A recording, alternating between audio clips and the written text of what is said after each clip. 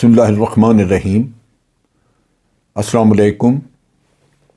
آپ دیکھ رہے ہیں D D P Analytica. Pakistan میں کچھ عرصے سے جب سے پی ایم ایل این کی گورنمنٹ آئی اور پھر اس کے بعد گئی اور پھر ایک سلسلہ چل نکلا جہاں ریاستی اداروں کے خلاف کوئی نہ کوئی پروپیگنڈا کسی نہ کسی شکل میں جھوٹ بنا کے، جھوٹ بات پہ مبنی رکھ کے اس کو پھیلایا جاتا ہے۔ اس پھیلانے میں سب لوگ شامل نہیں ہیں، لیکن اس کو پھیلانے میں کچھ لوگ ضرور شامل ہیں، جن میں پی ایم ایل این کا میڈیا سیل اور پھر کچھ وہ جرنلسٹ جو ایک نئے پرائیویٹ چینل پہ، جو کہ غالباً ویب چینل ہے، اس پہ بیٹھ کے تو وہ اپنی بھڑاس نکالتے ہیں۔ ان کی شہرت کی وجہ یہی ہے کہ وہ اپنے آپ کو یہ پوز کرتے ہیں کہ بہت بڑے وہ جہاد کر رہے ہیں سول سپریمیسی میں کے لیے، جبکہ ان سے بڑا جھوٹا انسان اور اس شہر میں، اس ملک میں ہے کوئی نہیں۔ کیونکہ جب آپ کے سارا نیریٹو ہی جھوٹ کی بنیاد پہ ہو اور آپ اپنی ہی قوم کو گمراہ کر رہے ہوں تو پھر آپ اخلاقی طور پہ بھی مجرم ہیں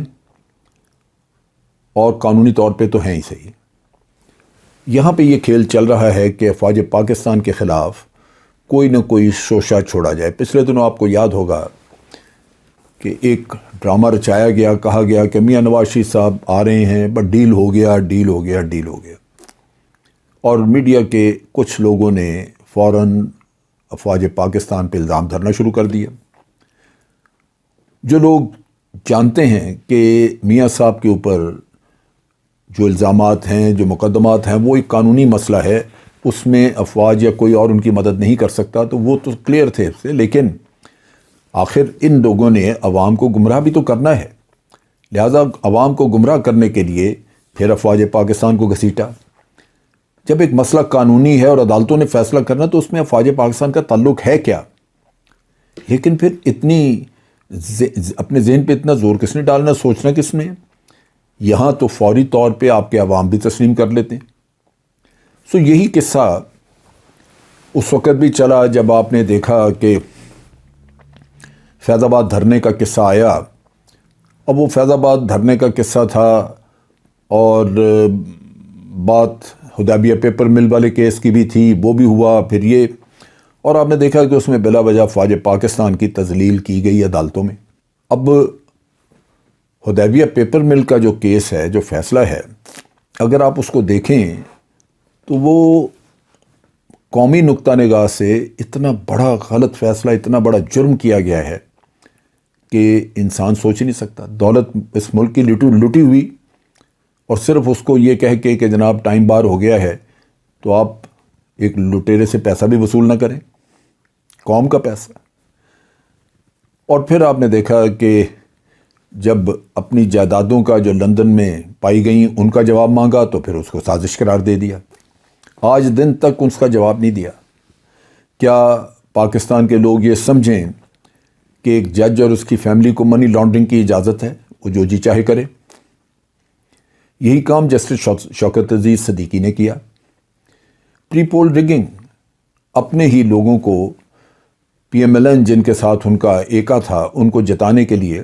الیکشن سے 2 دن پہلے یہ انکشاف کر دیا وہاں پہ راولپنڈی بار میں کھڑے ہو کے تقریر کرتے ہوئے کہ جناب ہمیں مجبور کیا جاتا ہے کہ کون سا بینچ بنے اور کس کو سزا دینی ہے۔ آپ امیجن کریں کہ ان لوگوں کے ضمیر ہیں یا کہیں انہوں نے ان کو کسی جگہ محفوظ رکھ دیا ہوا ہے۔ اب واقعہ یہ ہوتا ہے کہ کراچی میں ہمارے محترم جناب جسٹس قاضی فائز عیسیٰ صاحب، ان کی بیگم Karachi D H A phase 5 میں ان کا گھر ہے، وہاں رہتی ہیں ڈی ایچ اے میں، اور وہاں انہوں نے ایک کمپلینٹ وہاں سے دی کہ جناب میرے گھر پہ 2 لوگ آئے یا 3 آئے، انہوں نے آ کے انٹروڈیوس کیا کہ ہم انٹیلیجنس ایجنسی سے ہیں، اور پھر کوئی اور آیا، اس نے بھی یہ کہا، انہوں نے خوفزدہ کیا، انہوں نے یہ کیا وہ کیا، اور ساتھ ہی میڈیا کا ایک گروپ شروع ہو گیا افواج پاکستان کے خلاف کہ انٹیلیجنس ایجنسی جی ISI ہے، اس نے یہ کیا، اس نے وہ کیا، اور ایک طوفان مچا دیا۔ حقائق کچھ اور ہیں۔ اگر حقائق سامنے رکھے جائیں تو پھر وہ آپ کو شہرت نہیں ملتی۔ اگر آپ اپنے ملک کو ذلیل کریں، اپنے ملک کے اداروں کو ذلیل کریں، تو باہر سے آپ کی پذیرائی ہوتی ہے، آپ کو پیسے بھی ملتے ہیں، آپ کو میڈل بھی ملتے ہیں، آپ کو ہیومن رائٹس کا چیمپئن بھی قرار دیا جاتا ہے، کیونکہ آپ نے اپنے ملک کو خاص طور پہ ذلیل کیا ہے۔ تو یہ جو طبقہ ہے، اس کا کون محاسبہ کرے گا؟ یہ پاکستان کے عوام ہی سوچ سکتے ہیں۔ مجھے تو کوئی روشنی کی کرن نظر نہیں آتی۔ اب محترمہ سرینا عیسیٰ، جو کہ ہمارے جسٹس قاضی فائز صاحب کی بیگم ہیں، ان کا قصہ کچھ اور ہے، اور اس کو بنا دیا کہانی کہ جناب انٹیلیجنس ایجنسیوں نے ہرس کیا اور یہ کیا وہ کیا۔ کہانی یہ ہے کہ محترمہ سرینا عیسیٰ جو ہیں، ان کے والد عبدالحق کھوسو، یہ سن 2020 میں ان کا انتقال ہو گیا تھا۔ ان کی جائیداد ہے، ان کا یہ مکان بھی انہی کے نام پہ ہے، جو کہ DHA فیز 5 میں ہے، اور چونکہ اپنے والد کے نام پہ ہے اور وہ زندہ نہیں رہے، تو اب یہ پراپرٹی نیچرلی اس کی تقسیم بھی ہونی ہے، یا جو بھی اس کے دعوے دار مالکان وہ ان کی اولاد میں سے ہی ہیں، ان کو دینا ہوگا۔ نومبر 2021 یہ جو سال گزرا ہے، اس میں ملٹری اسٹیٹ آفس کو، ملٹری اسٹیٹ آفس جو ہے ہمارا، اس میں محترمہ سرینا عیسیٰ نے ایک اپلیکیشن دی، وہاں پہ فائل کی، اور یہ کہا کہ ان کے بھائی نذیر کھوسو، جو کہ امریکن نیشنل ہیں، عمر البرٹ کریرا، جو کہ اسپینش نیشنل ہیں، یہ مکان ان کو ٹرانسفر کر دیا جائے، ان کی یہ پراپرٹی ان کے نام پہ ٹرانسفر کر دی جائے۔ اب یہ آپ نے وہ اپلیکیشن دے دی۔ ملٹری اسٹیٹ آفس جو ہے وہ اس نے ان چیزوں کے بارے میں دیکھنا ہوتا ہے، تحقیق کرنی ہوتی ہے کہ مکان واقعی ان کے نام پہ ہے، جائیداد کی جو بھی تفصیلات وغیرہ، کل کو اس کا کوئی اور نکل آئے مسئلہ، اور پھر اس کے دعوے دار ہیں کون، جو آپ کی وراثت ہے اس میں کون کون شامل ہے، یہ چیزیں تو انہوں نے کرنی ہوتی ہیں۔ لیکن اس میں جو ایڈیشنل مسئلہ تھا وہ یہ تھا کہ یہ دونوں بھائی چونکہ غیر ملکی ہیں، ان کی نیشنلٹی غیر ملکی ہے، لیکن ان کے پاس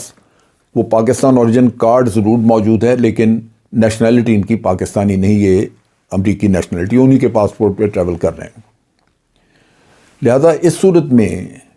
جو منسٹری آف ڈیفنس جس قانون کا ریفرنس دیتی ہے، قانون یہ ہے کہ ایسی پراپرٹی ٹرانسفر کے لیے پہلے سیکیورٹی کلیئرنس کروائی جائے گی، کیونکہ غیر ملکی آ کے اگر کہیں کوئی پراپرٹی لے کے بیٹھ جاتا ہے تو اس میں ڈر یہ ہے کہ وہ کل کو وہاں پہ ٹیررزم نہ کروانا شروع کر دے۔ غیر ملکی کس ایجنڈے کے تحت آیا ہے، اس کی کیا مرضی ہے، کیا کرنا چاہتا ہے۔ آج کل کے حالات میں ہم سب اس پہ ہمارے خدشات موجود ہیں، کیونکہ یہ بھگت چکے ہیں ہم لوگ۔ لہذا ان کی سیکیورٹی کلیئرنس کی جاتی ہے قبل اس کے کہ یہ پراپرٹی ان کے نام پہ ٹرانسفر ہو۔ اب جو سیکیورٹی کلیئرنس کا یعنی انتقال کرنا ہے جائیداد کو، اس سے پہلے جو آپ نے سیکیورٹی کلیئرنس کرنی ہے، اس کا طریقہ تمام جہاں بھی کہیں سیکیورٹی کلیئرنس کسی کی کرنی ہو وہ ایک ہی ہے، اور وہ یہی ہوتا ہے کہ آپ ایک پرفارما، ایک لمبے چوڑے کاغذات ہیں جو کہ آپ جا کے فیملی کو دیتے ہیں کہ یہ بھریں، کیونکہ وہ جب بھر دیتے ہیں تو آپ کے کانٹیکٹس وغیرہ سب چیزیں پتہ لگ جاتی ہیں، پھر ہی جا کے پتہ کرنا پڑتا ہے۔ لہذا ملٹری اسٹیٹ آفیسر نے بھی یہی کیا کہ انہوں نے کراچی کے گیریزن ہیڈ کوارٹر کو اپروچ کیا اور ان کو ریکویسٹ کی کہ جناب یہ پراپرٹی ٹرانسفر کا کیس ہمارے پاس آیا ہے، یہ انہوں نے کہا ہے،